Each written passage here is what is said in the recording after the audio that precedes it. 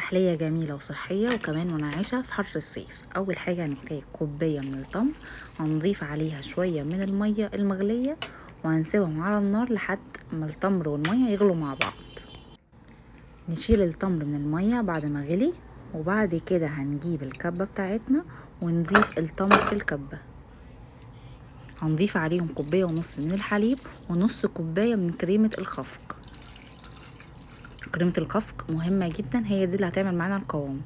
ومعلقة كبيرة من العسل النحل، دي على حسب التحلية بتاعتكم، ومعلقة كبيرة من الحليب البودر.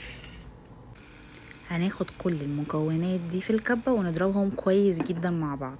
اول ما يوصل معانا القوام ده بالشكل ده القوام المناسب. هنجيب بعد كده علبة تكون نضيفة كويس ومغسولة ومتنشفة، هنضيف كل المكونات كده بالشكل ده ونغطي العلبة كويس، وبعد كده نسيبها في الفريزر على الاقل 6 ساعات او لحد ما القوام يجمد. انا سبتها الصراحة لتاني يوم. ده كده شكلها بعد تاني يوم، جمدت كويس جدا. دي مش هتستغنوا عنها حرفيا في الصيف. طعمها حلو جدا من غير سكر، اجمل ايس كريم ممكن تجربوه. القوام كمان بتاعه حلو قوي، يعني بجد هتعملوه على طول من جماله.